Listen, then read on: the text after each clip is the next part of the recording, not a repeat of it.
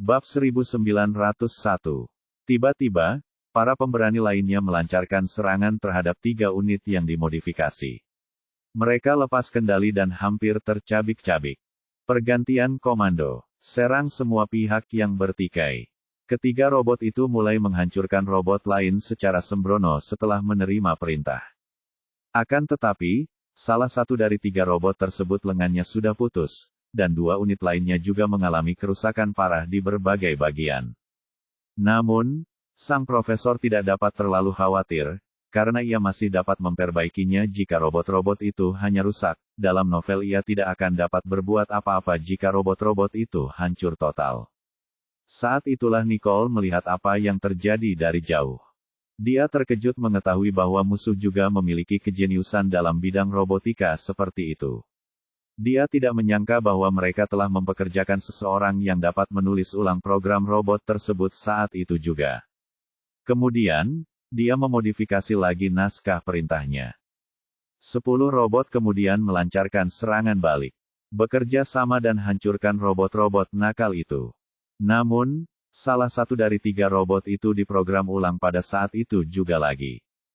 Tangkap pemimpin musuh. Robot itu meninggalkan saudara-saudaranya untuk dicabik-cabik oleh robot lain dan segera menyerang Jared. CEO Johnston Group, target terkunci. Robot itu berteriak dan tiba-tiba menyerbu ke arah Jared. Tuan Johnston, teriak Janus saat menyadari ada yang tidak beres. Jared segera menyadari bahwa droid itu menyerangnya. Seketika, ia memimpin anak buahnya untuk melarikan diri dari tempat kejadian, meninggalkan robot-robot lainnya. Untungnya, robot itu tidak dilengkapi dengan senjata apapun, hanya gergaji. Ia lari tepat waktu dan berhasil menemukan tempat aman sementara di tempat terpencil. Namun, hati Nicole hancur saat melihat itu.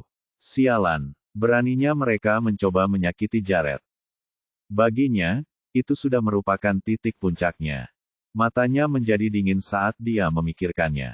Setelah melihat 2 robot lainnya tidak bisa bergerak, dia segera mengambil tindakan dan memberi semua robot perintah baru, hancurkan markas dan tangkap pemimpin yang bersembunyi di pusat komando hidup-hidup. Orang-orang yang bertempur di pihaknya menjadi heboh saat mereka berulang kali meneriakkan perintah Nicole. Ara dan Bara tercengang. Mereka akan menghancurkan markas. Ya Tuhan, kita hanya punya 1 robot tersisa dan mereka masih punya lebih dari 30 unit. Dan mereka semua akan merobohkan markas kita. Kita tamat. Pada saat itu, kepala suku yang bersembunyi di pusat komando itu terkejut setelah mendengar itu. Novelebook, sialan. Mereka akan menghancurkan tempat ini. Dia mengetahui bahwa hanya ada 1 dari 5 robotnya yang tersisa, dan semua unit lainnya mengamuk terhadap anak buahnya. Awalnya robot-robot itu seharusnya meninggalkan tempat ini, tetapi mereka akan menghancurkannya sekarang. Kepala suku itu tidak dapat lagi duduk diam sambil menatap profesor itu dan berkata, cari tahu sesuatu sekarang. Dengan mata terbelalak, sang profesor tidak menyangka Nicole akan mengeluarkan perintah seperti itu. Baginya, Nicole sudah melampaui batas kemampuannya. Begitu saja, dia tidak bisa menahan diri untuk menyesali tindakannya. Mungkin, dia seharusnya tidak mengeluarkan perintah untuk menangkap Jared sebelumnya, tetapi sudah terlambat untuk menyesal sekarang. Nicole bersedia mengorbankan robot untuk Jared adalah sesuatu yang tidak dia duga. Kamu bertanggung jawab atas ini. Kepala polisi itu melotot ke arah profesor yang tampak kebingungan dan putus asa. Kemudian, sang kepala suku mengambil senapan mesin ringan dan berteriak kepada mereka. N.of.e.le.bo, oke, baiklah, kita tidak perlu peduli dengan robot-robot itu sekarang. Ayo kita bunuh mereka semua.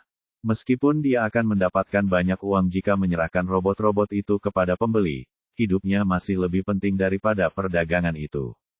Bab 1902. Profesor itu tertegun. Tidak, jika Braves hancur, semua kerja kerasnya akan sia-sia.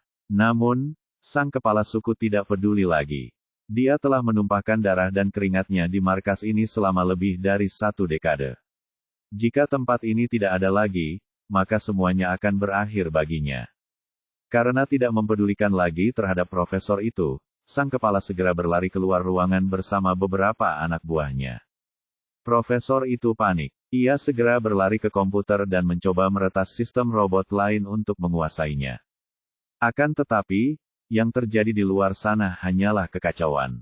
Robot-robot itu menyerang tanpa ampun dan merusak pangkalan itu dengan parah. Novelebook saat ini, pos komando itu sudah dipenuhi dengan mayat yang tak terhitung jumlahnya. Ketika kepala suku itu keluar, Ara dan Bara bergegas menghampiri dan berkata, "Kepala suku, robot-robot ini sudah menjadi liar. Apa yang harus kita lakukan?" Sebagai tanggapan, sang kepala suku berteriak, "Apa lagi yang bisa kita lakukan? Kita hancurkan mereka. Lindungi pangkalan." "Siap, Ketua." Ara dan Bara setuju dan bergegas ke tank bersama beberapa orang. "Turunkan robot-robot ini." Melalui teropongnya, Nicole melihat mereka menyalakan tank mereka sekaligus. Mereka mengarahkan laras turret ke robot juga. Sayangnya, Braves lahir dari kerja keras keluarga Thurman dan Churley Corporation. Setiap unit bernilai jutaan dolar. Akan sangat disayangkan jika mereka dihancurkan di sini, tetapi mereka bisa. Tidak mampu mengambil risiko apapun, sekecil apapun. Dengan mengingat hal itu, Nicole mengubah skrip perintah sekali lagi, mendorong unit yang tersisa untuk bergegas menuju tank. Mereka bahkan memutuskan rantainya. Tim Ara dan Bara memiliki 3 tank yang melaju kencang ke arah mereka. Dengan bodohnya mengira bahwa ada seseorang yang mengendalikan robot-robot itu, Ara dan Bara berteriak, "Hancurkan robot-robot itu dan bunuh mereka semua." 3 tank langsung menyerang robot tersebut. Salah satu robot tidak dapat menghindar tepat waktu dan hancur berkeping-keping. Jared meraung ketika dia melihat si pemberani yang malang itu dihancurkan berkeping-keping. Kemudian, tepat pada saat itu, Nicole terhubung ke walkie-talkie-nya dan berkata, "Jared, meskipun penting bagi kita untuk menyelamatkan Brave, nyawa manusia tetap menjadi prioritas. Cobalah melarikan diri selama pertempuran, dan aku akan berusaha sekuat tenaga untuk menerbangkan robot keluar dari tempat ini." Jared tersentuh saat mendengar suara Nicole. Nicole tidak ingin dia mengambil risiko, jadi dia mengambil kendali robot dari jarak dekat. Melihat saudara-saudaranya yang terjatuh, Jared menjawab, "Baiklah. Karena mereka telah kehilangan salah satu robot, mereka tidak mampu kehilangan lebih banyak nyawa manusia." Kemudian, Jared berteriak, "Misi selesai. Robot-robot akan melindungi kita sementara kita melarikan diri. Tim 1, kalian akan pergi lebih dulu. Sisanya akan memberikan perlindungan dan berbaris masing-masing." "Roger Tat," kata Janus. Dia dan yang lainnya tahu bahwa robot-robot itu ada di pihak mereka, jadi mereka melaksanakan perintah dan mengungsi sementara para Braves melanjutkan amukan mereka. Mereka melarikan diri. Orang di sebelah kepala suku memperhatikan. Mendengar itu, sang kepala suku berteriak, "Mencoba melarikan diri setelah menghancurkan markasku. Bunuh mereka semua, semuanya." "Ya, Kepala." Setelah mendengar perkataan pemimpin itu, para prajurit mengarahkan serangan mereka kepada Janus dan anak buahnya. Sayangnya bagi mereka, Jared dan pasukannya telah mengepung mereka dari luar dan menyerang dari kedua sisi. Novelebook lebih dari 10 orang anak buah kepala suku terbunuh dalam sekejap, menyebabkan yang lainnya ragu-ragu, bertanya-tanya apakah mereka harus melanjutkan atau tidak. "Tidak berguna." Kepala suku itu berteriak dengan marah sebelum memberi perintah kepada Ara melalui headphone-nya. "Hancurkan mereka." Ara kemudian menyadari bahwa Janus dan anak buahnya melarikan diri setelah menerima perintah dari kepala suku. Karena itu, ia segera menghancurkan Janus dan anak buahnya. "Janus, keluar dari sana!" teriak Jared saat melihat betapa berbahayanya keadaan. Janus segera berlari maju bersama anak buahnya. Melalui teropong, Nicole melihat mereka berlarian seolah-olah nyawa mereka bergantung padanya sementara tank-tank itu melaju kencang ke arah mereka. Ia segera memerintahkan robot-robot di sekitar area itu untuk membantu mereka. Bab 1903. Di hadapan sesuatu yang sekuat kekuatan tank, kita akan hancur jika kita menyerbu. Teriak salah satu anak buah Nicole dengan cemas. "Kita harus menghentikannya." Nicole tahu betul fakta ini, tetapi menghentikan tank bukanlah hal yang mudah. Menyerang dengan gegabah hanya akan semakin merusak robot mereka. Ia mencoba memerintahkan beberapa robot untuk memotong rantai tank dengan gergaji listrik. Namun, tank yang melaju kencang itu malah mematahkan bilahnya menjadi dua. Sialan, Nicole menggertakkan giginya, sambil melirik ke arah robot-robot yang sudah berada di atas tangki, dan juga tong-tong di dekatnya. Ide untuk menulis buku baru langsung muncul di benaknya. Tepat pada saat itu, Ara melihat bala bantuan musuh di gerbang pangkalan melalui kamera. Ada musuh di gerbang. Tembakan meriam. Perintah Ara. Baik, Tuan. Bawahan Ara mengisi peluru, sementara dia mengarahkan meriam ke Jared. Janus melihat situasi itu dengan jelas dan berteriak melalui radio, "Lari, Tuan Johnston." Akan tetapi, tidak ada jalan lain bagi Jared untuk melarikan diri, karena ia hanya akan mundur ke pintu masuk pangkalan yang sempit setelah berbalik. Saat bola meriam hendak ditembakkan, robot-robot itu melemparkan diri ke arahnya dan membengkokkan laras meriam. Bagus. Nicole mengangguk senang. Ia tidak menyangka robot-robot itu begitu kuat dan cerdas. Untungnya, robot-robot itu dirancang dengan mempertimbangkan kekuatan lengan yang luar biasa. Bos, jangan tekan tombolnya. Di dalam tank, bawahan Ara tampak menyadari ada yang tidak beres. Namun, Ara hanya fokus pada alat bidik. Ia tidak tahu bahwa suara keras itu berasal dari laras yang sudah tidak berfungsi atau aman. Jadi, ia menekan tombol untuk meluncurkan peluru artileri. Tidak, salah satu bawahannya berteriak, tetapi sudah terlambat, karena mereka kemudian mendengar ledakan keras. Amunisi internal tank telah meledak. Tank Ara berhenti dengan suara keras. Beberapa robot yang telah melemparkan diri ke atas tank juga terguncang, lalu jatuh ke tanah. Untungnya, mereka segera berdiri dengan satu lutut. Nicole menghela napas lega dan tersenyum. Fantastis. Baiklah, kita berhasil mengalahkan tank. Anak buah Nicole bersorak gembira. Ambil mobilnya dan bersiap untuk lari. Perintah Nicole. Ya, teriak bawahannya, yakin akan kemampuan kepemimpinan Nicole. Kemudian, mereka bergegas menyiapkan kendaraan mereka sementara Nicole mengalihkan perhatiannya ke Jared dan yang lainnya, memperhatikan mereka dengan cemas. Bara sangat marah saat melihat tank Ara meledak, dan dalam sekejap, matanya memerah karena marah. Bajingan, mereka membunuh saudaraku. Mengabaikan fakta bahwa ia masih harus melindungi pemimpinnya, Bara mengendarai tank lain dan mengejar Janus dan anak buahnya. Dalam kasus Bara, ia begitu cepat sehingga bahkan robot pun tidak dapat mengimbanginya. Nicole mengerti bahwa dia tidak bisa menghentikan semua musuhnya dan sedang dikejar waktu. Memanfaatkan fakta bahwa hanya ada sedikit orang di sekitarnya, dia berlari ke ngarai dan bergabung dengan Jared. Jared terkejut saat ia merasakan seseorang bergegas mendekat. Dia menjadi gelisah ketika dia berbalik dan melihat Nicole berjalan menghampirinya. "Kenapa kamu di sini?" Sudah berbahaya baginya untuk menunggu di luar di pintu masuk. "Aku tidak percaya dia sudah memasuki tempat ini," pikir Jared. Begitu dia sampai di dekatnya, dia berkata, "Biarkan Janus yang menjaga tank." Dia melihat sebuah tank terparkir tepat di depan Janus dan yang lainnya beberapa saat yang lalu. Mereka pasti bisa membalas jika Janus dan timnya bisa masuk ke dalam tank itu. "Oke," kata Jared, tanpa membuang waktu sedikit pun saat ia mulai memberi instruksi pada Janus lewat radio. Janus kemudian segera menyadari bahwa tidak ada satupun tank di depan mereka. Sejak awal, ia memberitahu timnya, masuk ke tangki. Begitu menerima perintah, semua orang langsung berlarian menuju tank. Namun, Bara sudah terlanjur marah. "Berani-beraninya kau menggunakan tank kami. Bermimpilah." Isi ulang. Ya, bawahannya melanjutkan untuk memuat peluru artileri ke keranjang menara. Kemudian, Bara menekan tombol dan menembakkan peluru ke arah Janus. Bab 1904. Pada titik ini, Nicole dengan cepat mengarahkan robot ke jalur serangan yang datang, menghalangi proyektil tersebut. Dengan ledakan keras, proyektil tersebut menghancurkan robot tersebut hingga berkeping-keping.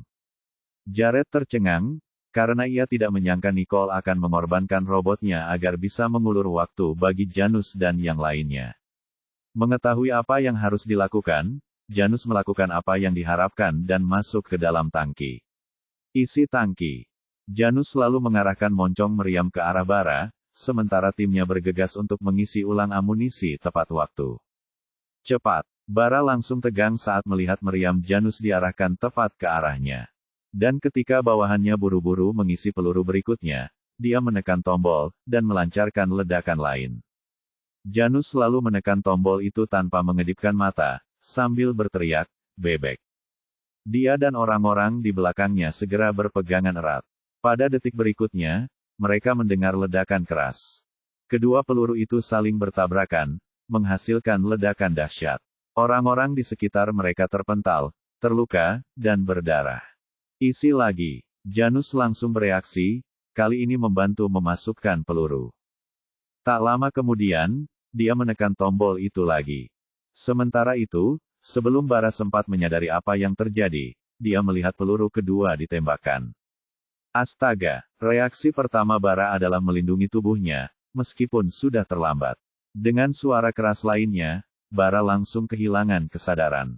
Pemimpin itu tercekik amarahnya saat melihat tank kedua hancur dan asistennya yang cakap berada dalam bahaya besar. Bajingan, tidak ada yang akan meninggalkan tempat ini hidup-hidup hari ini. Kirim semua tank dan pesawat kita. Bunuh mereka semua. Siap, Tuan. Para pengikutnya bergegas mengambil persenjataan mereka setelah menerima perintah itu.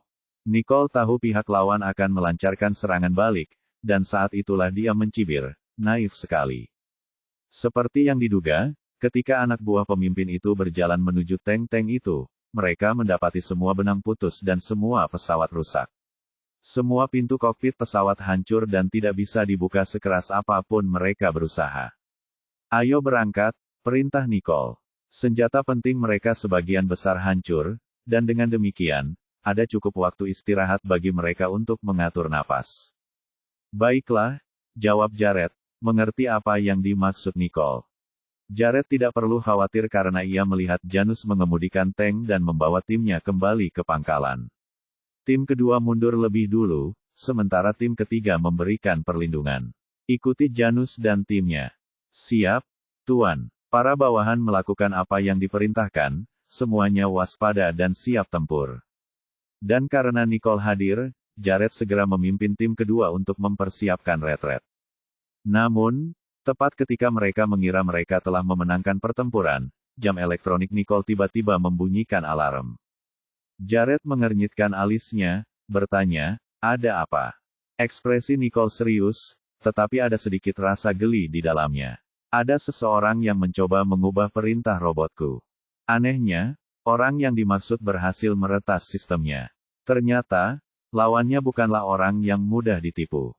Bersamaan dengan itu, dua robot di belakang Janus dan timnya tiba-tiba menjadi liar dan menyerang tank Janus, menerkamnya. Profesor itu berdiri di dekat jendela dengan laptopnya, mengetik dengan satu tangan, tetapi dia tersenyum. Setelah menunggu lama, dia akhirnya berhasil menyerang sistem Nicole. Selama dia bisa mempertahankan kendalinya atas satu unit, dia bisa meretas Braves lainnya secara berurutan. Di sana, pikirnya, bukan tidak mungkin semua robot ini tetap di sini. Dengan mengingat hal itu, sang profesor menjadi sangat bangga pada dirinya sendiri. Sementara itu Janus harus berjuang melepaskan diri dari robot-robot itu. Dengan marah, dia bertanya, "Apa yang terjadi, Tuan Johnston?" Dengan nada serius dan mendesak, Jared menjawab, "Seseorang telah mengubah kode perintah robot itu. Pergi sekarang." Pada titik ini, mereka tidak peduli lagi dengan robot-robot itu. Jika musuh-musuh mereka berhasil memanipulasi robot-robot mereka, mereka semua akan mati di sini hari ini. Bab 1905. Kemudian, Nicole berkata, "Biarkan mereka pergi dulu. Aku akan mengurus semuanya di sini." Nicole percaya bahwa selama robot itu masih ada, dia tidak akan pernah kalah dalam pertempuran. "Aku akan tinggal bersamamu," seru Jared, tidak mau meninggalkan Nicole sendirian. Nicole mengangguk, tahu Jared tidak akan pernah meninggalkannya. Mereka segera menemukan zona aman dan menetap di sana. Kemudian, Nicole menyalakan jam tangan elektronik dan papan ketik virtualnya untuk mulai membuat kode sekaligus. Tepat pada saat itu, sang kepala suku menyaksikan robot-robot itu menyerang para penyerbu, satu demi satu. Ia menoleh untuk melihat pusat komando, tempat sang profesor mengetik di papan ketiknya. Melihat profesor itu berguna membuatnya sangat senang. Akhirnya dia berguna. Saudara-saudara, robot-robot itu akan segera menjadi sekutu kita. Maju terus dan bunuh para penyerbu itu. Teriaknya. Ya, para antek yang sebelumnya putus asa, tiba-tiba dipenuhi dengan semangat seolah-olah mereka baru saja menerima suntikan adrenalin. Baiklah, sambil bersorak, kerumunan itu menyerbu ke tengah keributan sambil mengacungkan senjata mereka. Melihat itu, wajah sang profesor berubah pucat. Masih terlalu pagi. Profesor itu belum sepenuhnya mengubah program robot itu dan merasa bahwa orang-orang itu terlalu haus darah. Seperti yang diduga, beberapa orang yang keluar lebih dulu menjadi sasaran robot itu. Akan tetapi, mereka tampaknya tidak menyadari situasi itu, dan hanya ingin membunuh orang-orang Jared. Profesor itu hanya bisa mengutak-atik program robot itu karena ia dirundung kecemasan. Namun, Nicole bahkan tidak akan memberinya kesempatan untuk mencoba lagi. Mengetahui bahwa ia telah mengubah program robot itu. Pemrograman sistem 7 robot, Nicole segera menambahkan beberapa lapisan pertahanan ke sistem robot lainnya. Seperti yang diharapkan, kemajuan sang profesor langsung terhenti. Sialan. Kemudian, dia panik. Nicole terlalu cepat. Aku bukan tandingannya. Namun, Nicole belum selesai. 7 Braves yang telah dirusak masih memiliki program asli yang utuh. Dengan demikian, Nicole dapat memperbaikinya dengan sedikit waktu lagi. Sementara itu, Janus menyadari fakta bahwa ada robot yang tidak terkendali di atas tank, sehingga mereka sulit melarikan diri. Namun, ia takut robot-robot itu akan menyerang Jared, jadi ia tidak punya pilihan selain mengarahkan tank ke arah yang berbeda. Begitu ia melakukannya, tank itu menabrak dinding dan membuat 2 unit jatuh ke tanah dengan suara keras. Nicole memanfaatkan kesempatan ini dan memerintahkan para Braves yang lain untuk menaklukkan 2 orang yang sedang tak terkendali, dan dengan 5 orang lainnya yang ditahan oleh beberapa rekan fungsional di sekitar mereka, Nicole menggunakan kesempatan ini untuk segera memulihkan sistem mereka. Jared melihat Janus dan timnya datang dan memerintahkan tim ketiga untuk segera menyelamatkan mereka. Sejak tabrakan itu, Janus merasa bingung. Ia masih sedikit linglung saat tim ketiga menyelamatkannya. Setelah itu, Jared memberi perintah, bahwa dia pergi. Baik, Tuan. Tim ketiga mengangguk, melindungi Janus dan timnya saat mereka meninggalkan tempat kejadian. Jared dengan cemas menatap Nicole, yang masih sibuk menulis kode. Berapa lama lagi yang kau butuhkan? Pada titik ini, para teroris di pangkalan itu tampak seperti orang yang sedang mabuk, dan tidak lagi takut mati. Mereka sudah mulai menyerang Jared dan anak buahnya. Sebagai tanggapan, Nicole bergumam, aku tidak bisa menyerah pada Bravesku. Kalian duluan saja. Jika Nicole terlalu jauh dari robot-robot itu, sinyalnya tidak akan sampai ke mereka, dan ia pasti akan kehilangan robot-robot itu. Aku tidak bisa meninggalkanmu begitu saja. Kau harus ikut denganku, teriak Jared. Tanpa menghiraukan perkataannya, dia mengangkatnya dan mulai menggendongnya seperti layaknya seorang pengantin pria menggendong pengantin wanita. Jared, lepaskan aku, teriak Nicole sambil berusaha melepaskan diri dari pelukannya. Namun, Jared bersikeras, kamu punya bayi di perutmu. Apakah kamu ingin mempertaruhkan nyawamu dan nyawanya? Nicole terdiam dan menggertakkan giginya. Baiklah, kau boleh menggendongku. Aku pasti bisa memperbaiki robot-robot ini dalam semenit. Lebih baik kau. Jared setuju dan menggendongnya pergi. Sambil berada dalam pelukannya, Nicole terus menggerakkan jari-jarinya di atas keyboard. Bab 1906. Pada saat itu, robot-robot lainnya berhenti melawan para teroris dan segera melarikan diri. 7 robot yang tersungkur itu bangkit berdiri dan mulai mengejar robot-robot lainnya.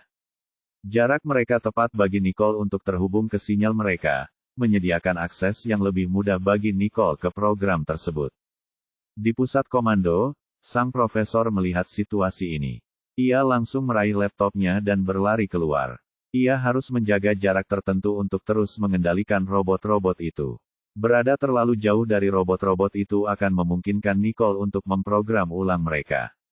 Meskipun ia tidak dapat mengendalikan semua robot, ia tetap ingin menyelamatkan sebanyak mungkin robot. Dengan mengingat hal itu, sang profesor bergegas maju, berjuang melawan sistem pertahanan Nicole di laptopnya. Jared dan yang lainnya masuk ke dalam mobil. Ia melihat para minion, yang sedang terpacu adrenalinnya untuk mengalahkan mereka, dan menerobos gerombolan itu, menyerbu keluar dari markas. Ayo pergi. Jared memerintahkan semua orang untuk masuk ke mobil dan pergi. Semua mobil berbalik dan pergi dalam formasi. Pemimpin di belakang mereka juga masuk ke dalam kendaraan lapis baja dan keluar. Serahkan robot-robot itu kepada Profesor. Kita harus membunuh para penyerbu ini, atau markas kita akan terekspos.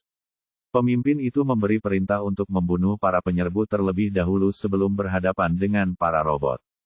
Baik, Tuan. Yang lainnya segera patuh dan melaju melewati robot-robot itu untuk menghadapi para penyusup itu. Profesor itu kini juga masuk ke dalam kendaraan lapis baja dan ikut mengejar. Namun, bila kemajuannya untuk mengendalikan robot semakin mengecil. Nicole terlalu ahli dalam hal ini. Profesor itu tidak punya cara lain untuk menyelesaikan situasi ini, tetapi ia yakin akan satu hal. Saat profesor itu memikirkannya, dia berkomunikasi dengan pemimpin itu melalui radio. Ada seorang wanita di mobil mereka. Dia adalah pencipta robot-robot itu. Aku bisa mengendalikan robot-robot itu sepenuhnya jika kau membunuhnya. Pemimpin itu tidak pernah menyadari bahwa ada orang seperti itu di pihak musuh. Jangan khawatir, aku tidak akan membiarkan satu pun dari mereka hidup-hidup. Pemimpin itu menutup telepon dan memulai pengejaran. Di tanah tandus ngarai, lebih dari 10 mobil hitam tanpa tanda melaju kencang dan mengelilingi sebuah jeep anti peluru. Di belakang mereka, mobil lapis baja juga mengejar dan mengejar dengan keras. Pemimpin itu segera melihat jeep di depan mereka. Hancurkan pemimpinnya, dan gerombolan itu akan hancur. Singkirkan jeep itu. Para bawahan berdiri di atas mobil lapis baja dan melepaskan tembakan ke mobil-mobil di depan mereka. Namun, setiap mobil di depan mereka anti peluru. Hanya mobil terakhir yang terkena ban dan menabrak batu di dekatnya. Namun, tidak ada yang berhenti dan terus melarikan diri. Mobil lapis baja itu juga mengejar mereka dengan putus asa. Nicole hampir saja keluar dari jangkauan sinyal robot. Akhirnya, ia memprogram ulang semua sistem robot. Semuanya kembali ke pangkalan, dan ia menambahkan lebih banyak sistem pertahanan untuk mencegah orang meretasnya. Pada saat ini, Nicole akhirnya merasa tenang. Bahkan jika Tuhan sendiri datang, dia tidak akan mampu menembus pertahanannya, dan robot-robot itu pasti akan kembali ke landing box. Ayo pergi. Kita harus kabur dari sini secepatnya, kata Nicole sambil mematikan jam tangannya. Ia lalu mengambil ponselnya untuk menelepon Zain. Jared berbisik, siapa yang kau hubungi? Nicole mengernyitkan alisnya. Karena kita sudah menemukan apa yang kita inginkan, kita tidak perlu takut untuk membocorkan game itu. Orang-orang Zain ada di dekat sini. Meskipun ia tidak dapat memberitahu Zain apa yang terjadi, ia dapat membiarkan informan internal menyampaikan pesannya. Nicole punya cara lain untuk membuat Zain ditugaskan di sisi area ini. Jared tidak pernah menyangka Nicole akan membuat rencana cadangan. Ia langsung merasa lega. Kalau begitu, jangan biarkan satu pun dari mereka pergi. Mereka semua harus ditangkap. Bab 1907. Akan sangat bagus jika mereka disingkirkan. Aku tidak perlu khawatir mereka akan menyakiti Nicole, pikir Jared. Namun, ekspresi Nicole tampak muram. Semoga saja. Nicole dapat merasakan bahwa orang-orang yang mencuri Brave bukanlah orang yang sama yang menyerangnya di pelabuhan landing box terakhir kali. Namun, dia tidak yakin apakah kedua kelompok itu saling terkait. Nicole mengirimkan koordinatnya ke Zain. Jared memerintahkan orang-orangnya untuk berhenti berlari dan malah terlibat dalam pertempuran, sehingga menunda waktu untuk bala bantuan. Pada saat ini, Zain membalas Nicole. 10 menit. Jared melihat pesan itu dan berkata, kita harus bertahan selama 10 menit ini. Nicole bisa merasakan ketidakberdayaan Jared dan tersenyum. Anda bisa melakukannya, Tuan Johnston. Jared merasakan kenyamanan Nicole. Ia menyeringai dan menarik Nicole ke dalam pelukannya. Karena istriku telah membantuku sejauh ini, tentu saja aku harus bersorak. Tiba-tiba, mereka merasakan mobil mereka dihantam rentetan tembakan dan peluru. Hampir semua senapan mesin membidik mereka. Sepertinya mobil ini terlalu mencolok, kata Jared sambil menoleh ke belakang dan melihat beberapa retakan di kaca anti peluru. Nicole bertanya, haruskah aku yang menyetir saja? Pengemudi ini tidak terampil dalam mengemudi. Jared dapat melihat Nicole percaya diri dengan keterampilan mengemudinya. Tentu, tapi hati-hati dengan perutmu. Tidak masalah. Nicole mengangguk setuju dan segera pindah ke kursi penumpang. Mobil ini dimodifikasi khusus sehingga kursi penumpang memiliki roda kemudi. Jika terjadi keadaan darurat, pengemudi bisa berpindah tempat duduk. Nicole mengencangkan sabuk pengamannya dan menyalakan sistem kemudi. Setelah itu, Nicole langsung masuk ke mode mobil balap. Pengemudi itu menyadari saat Nicole mengambil alih. Ia mengabaikan formasi itu dan menginjak pedal. Ia kemudian mempercepat laju dan menghindar ke kiri dan kanan untuk menghindari kendaraan yang mengejar. Kecepatan yang ia kendarai sungguh mencengangkan. Di belakang mereka, Janus dan yang lainnya terkesima melihat peningkatan drastis dalam keterampilan mengemudi Jared. Janus memerintahkan yang lain untuk mengikutinya. Teknik mereka dalam memecah formasi mobil dan menghindar ke kiri dan kanan telah membuat mobil lapis baja di belakang mereka gentar. Bahkan jika orang-orang dari mobil lapis baja itu membidik dengan cepat, lawan masih dapat menghindari serangan mereka dalam sekejap. Pemimpin itu mulai tidak sabar. Tembak saja dengan semua yang kau punya. Bunuh mereka. Begitu perintah diberikan, hampir setiap mobil menembaki mobil di depannya tanpa pandang bulu. Saat menghadapi serangan yang begitu dahsyat, beberapa mobil di belakang terjatuh. Beberapa mobil kehilangan kendali dan menabrak bagian samping karena menghindar terlalu cepat. Bahkan dua mobil Lawrence Royce bertabrakan. Dengan suara keras, mobil itu meledak, menyemburkan api ke langit. Namun yang lain tidak berani berhenti dan melaju lebih cepat. Melihat mereka hendak keluar dari padang pasir, pemimpin itu berseru, gunakan meriam. Jeep itu harus dihancurkan. Pemimpinnya yakin orang yang ingin dibunuh profesor itu ada di dalam jeep itu. Dengan membunuhnya, mereka pasti bisa mempertahankan robot-robot itu.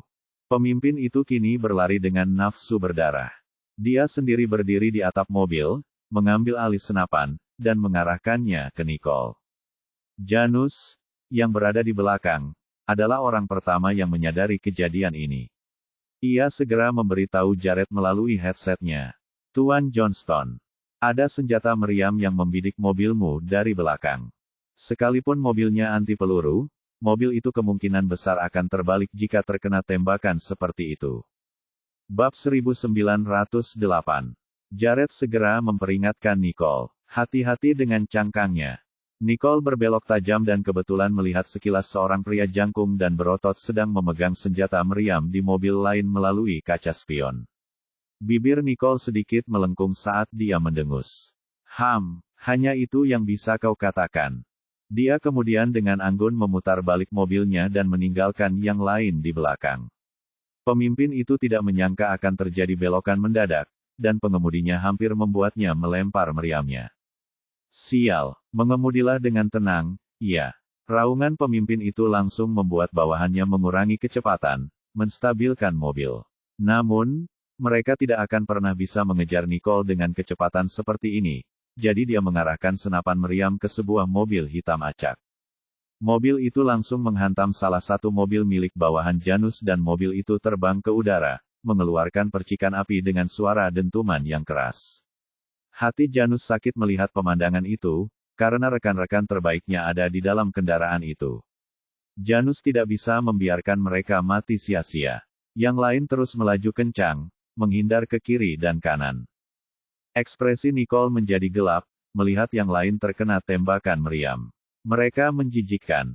Oleh karena itu, dia memperlambat kecepatannya. Jared mengerutkan kening. Apa yang sedang kamu lakukan? Aku sedang mengulur waktu. Nicole menjawabnya dengan dingin. Seperti yang diduga, pemimpin itu melihat mobil Nicole melambat dan mengabaikan yang lain untuk membidik ke arahnya. Ekspresi Jared langsung berubah gelap. Kau menggunakan dirimu sendiri sebagai umpan. Nicole menjawab, apakah aku seharusnya hanya melihat orang berkorban demi aku? Itulah dasar kepolisian kriminal internasional untuk melindungi kawan-kawan. Itulah juga kebiasaan Nicole selama ini. Ia tidak bisa hanya berdiam diri dan melihat orang lain mengorbankan diri mereka dengan sia-sia. Jared tahu nasihatnya tidak akan berguna saat Nicole berada dalam situasi ini. Baiklah, aku akan menemanimu. Apapun yang Nicole putuskan, Jared akan selalu bersamanya.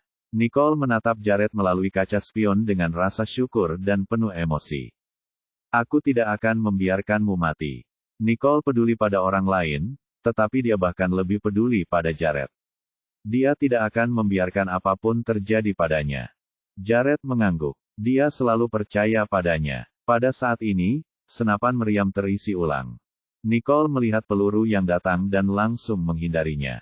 Jared sudah siap secara mental, jadi dia menghindari mengenai kaca. Dengan suara keras, meriam itu meledak di lokasi sebelumnya. Pemimpin itu marah ketika tembakannya meleset dan membuang-buang waktu. Aku tidak percaya aku tidak bisa menjatuhkanmu. Setelah itu, dia melepaskan tembakan lagi. Namun, Nicole sudah bersiap sejak lama dan berhasil menghindarinya lagi. Sang pemimpin kesal karena lawannya sangat terampil. Setelah beberapa tembakan berturut-turut, dia pikir dia bisa mengecoh lawannya. Namun, lawannya tampaknya sudah memprediksi setiap gerakannya dan berhasil menghindari semua tembakan. Di belakang, mobil profesor itu tetap dekat di belakangnya. Ia begitu tegang saat menyaksikan pemimpin melepaskan tembakan. Robot-robot itu sudah melarikan diri dari pangkalan dan mengikuti. Sebelum ia dapat memodifikasi sistem robot, ia harus melihat Nicole meledak.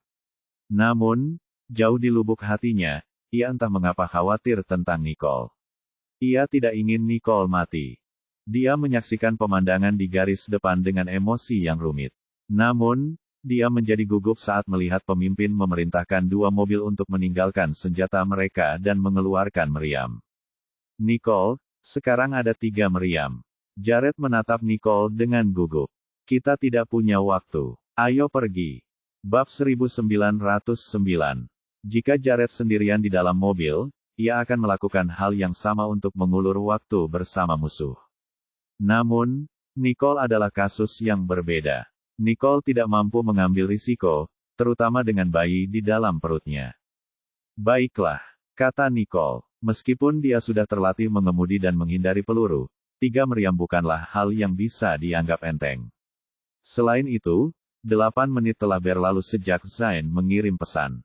Zain pasti akan muncul 2 menit lagi. Dengan mengingat hal itu, Nicole meninggalkan medan perang dan melaju kencang. Namun, 3 mobil dengan senjata meriam terus mengejar dan menyerangnya tanpa henti, semuanya mengarah padanya. Duk, duk, satu demi satu, peluru meledak di belakangnya, menciptakan kepulan asap tebal yang menghalangi pandangannya ke arah mobil-mobil. Nicole kehilangan pandangan dan hanya bisa menghindar dengan membabi buta. Kemudian, dia mendengar suara tembakan lain dan dengan cepat menghindarinya. Namun, dia merasakan roda belakangnya meledak pada saat berikutnya. Dorong, dorong, dorong. Poros roda rusak, dan tekanan ban cepat berkurang, sehingga menimbulkan suara keras setiap kali Nicole bergerak maju. Kecepatan mobil Nicole pun melambat. Tuan Johnston, melihat kejadian ini, Janus ingin menghentikan mobilnya untuk menyelamatkan Jared. Namun, Jared sudah melihat titik hitam yang perlahan mendekat dari kejauhan. Jangan pedulikan kami. Pergi dulu, kata Jared. Bantuan telah tiba, jadi tidak perlu menambah korban. Tapi bagaimana denganmu? Janus merasa cemas. Janus tidak akan pernah bisa meninggalkan Jared dalam kesulitan. Jangan khawatir, dia tidak akan membunuh kita. Jared menjelaskan. Lawan pasti penasaran tentang siapa mereka, jadi mereka akan mencari tahu sebelum membunuh mereka. Baiklah. Janus menggertakkan giginya, mematuhi perintah Jared dan memimpin semua orang untuk menyalip mobil mereka dan melarikan diri. Setelah melihat jeep itu berhenti dengan asap, sang pemimpin berkata dengan bangga, "Mari kita lihat kemana kalian akan melarikan diri sekarang." Ia memerintahkan bawahannya untuk berhenti di depan mobil jeep itu. Di belakang, mobil sang profesor tiba. Sang profesor keluar, tampak gugup saat melihat mobil Nicole dipaksa berhenti. Melihat profesor itu mendekat, pemimpin itu langsung berseru, "Profesor, ke sini." Periksa dan lihat apakah orang yang Anda bicarakan ada di sini. Kalian semua terus kejar mobil-mobil di depan. Ya, kendaraan lain segera melewati mereka dan terus mengejar Janus dan yang lainnya. Pemimpin itu mendekati mobil jeep itu bersama Profesor. Profesor itu berjalan dengan langkah berat ke arah mobil jeep itu. Pemimpin itu mengarahkan senjatanya ke gagang pintu dan berkata, "Keluar dari mobil sekarang jika kau tidak ingin mati." Di belakang pemimpin itu ada senjata meriam yang diarahkan ke mobil, tampaknya siap menembak jika tidak ada yang keluar. Nicole juga melihat titik hitam itu dari jauh. Dia melirik Jared dengan tenang. Memang begitu adanya. Ayo kita temui mereka. Meskipun misinya kali ini adalah membawa kembali para robot, akan menjadi kejutan yang menyenangkan jika mereka dapat mengetahui siapa orang-orang ini. Jared bisa merasakan niat Nicole dan berkata dengan khawatir, "Kamu sebaiknya tetap di mobil. Aku akan pergi." Setelah itu, Jared keluar dari mobil. Nicole tahu Jared khawatir dengan anak itu. Ia ingin keluar juga, tetapi memikirkan bayi di dalam dirinya, ia memutuskan untuk tetap di dalam mobil dan mengamati situasi terlebih dahulu. Di luar mobil, pemimpin itu terkejut melihat Jared keluar. "Kau Jared Johnston." Jared menyeringai. "Kau mengenalku, tapi mengapa aku tidak mengenalmu?" Kata-kata Jared sangat arogan, yang membuat ekspresi pemimpin itu gelap. Auranya meredup dalam sekejap. "Aku tidak peduli siapa kamu. Kamu mencuri sesuatu dariku, jadi hari ini adalah hari kematianmu." Bajingan ini, dia tidak hanya menghancurkan bisnisku, tetapi juga hampir menghancurkan markas. Jadi kenapa, jika dia dari JJ Johnston Group, aku akan memastikan dia mati tanpa tempat pemakaman untuk membalas dendam atas saudara-saudaraku. Pikir pemimpin itu.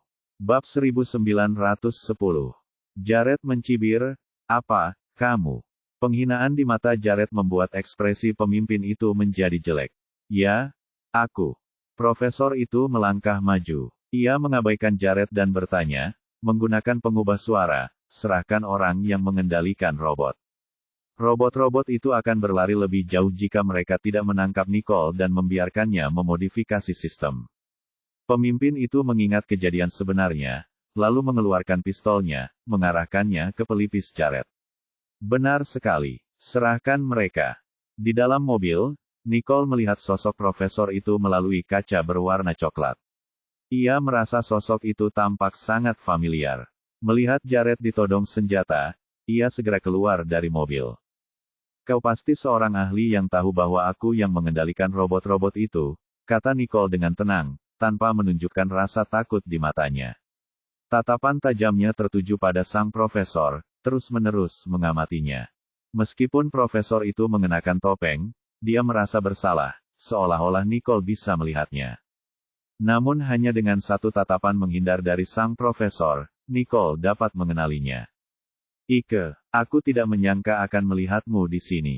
Nicole menyipitkan matanya dan memanggil nama profesor itu. Saat itu, tubuh sang profesor bergetar. Ia selalu mengira tatapan Nicole hanya tertuju pada Jared. Ia tidak menyangka Nicole akan mengenalinya hanya dengan sekali pandang. Tidak ada gunanya menyembunyikan identitasnya, meskipun ia mengenakan topeng dengan pengubah suara. Dengan mengingat hal itu, ia pun melepaskan topengnya dan memperlihatkan wajah tampan di baliknya. Ike menyeringai. "Aku tidak percaya kau mengenaliku." Ekspresi Jared sangat muram. Ia berpikir, pantas saja aku merasa ada yang aneh saat sistem intelijen dicuri. Nicole mendengus. "Sepertinya orang yang membawa USB itu ke sini adalah kamu. Pantas saja kamu ada di lokasi saat USB itu dicuri hari itu." Pada saat ini, semua yang sebelumnya tidak masuk akal tiba-tiba menjadi sangat masuk akal. Sebelumnya, dia hanya bertanya-tanya apakah terlalu kebetulan bahwa Ike ada di sana. Selain itu, dia terluka dengan cara yang agak aneh. Kalau dipikir-pikir, pasti kamu sendiri yang terluka saat itu. Lagi pula, siapa di antara bawahanmu yang berani menyakitimu? Nicole menyadari kemampuan Ike. Dengan kemampuannya, ia dapat meretas sistem dan mengambil alih sistem intelijen. Dan penampilannya sekarang. "Aku tidak pernah menyangka kamu akan mempelajari Brave secara menyeluruh dan bahkan mampu memodifikasi ulang sistem mereka. Selama ini, selain Zeke, Tidak ada yang bisa menandingi Nicole. Dulu, Nicole tidak menganggap Ike sebagai tandingannya. Namun, kini ia tahu bahwa Ike menyembunyikan kekuatan sejatinya. Ike menahan emosinya dengan ekspresi dingin setelah diungkap oleh Nicole. Terima kasih atas pujianmu, kata Ike, berpura-pura salah mengartikan sarkasme Nicole. Ia menjawab dengan dingin, tapi aku tidak sekuat dirimu. Kau bahkan menambahkan sistem pertahanan pada robot-robot itu di menit-menit terakhir. Nicole, kau harus mematikan sistem pertahanan itu, memodifikasi sistem mereka, dan membuat robot-robot itu kembali. Atau, kalau tidak apa, kau akan membunuhku. Nicole menyipitkan matanya sambil tersenyum palsu. Dalam hatinya, Nicole benar-benar kecewa dengan Ike. Ia sempat menduga kemunculannya yang tiba-tiba, tetapi lama-kelamaan ia mulai mempercayainya. Namun, ia tidak menyangka bahwa Ike ternyata orang yang tidak tahu terima kasih. Ike ragu-ragu saat Nicole menanyakan hal ini. Jauh di lubuk hatinya, ia tidak ingin membunuhnya. Namun, ia tidak punya pilihan.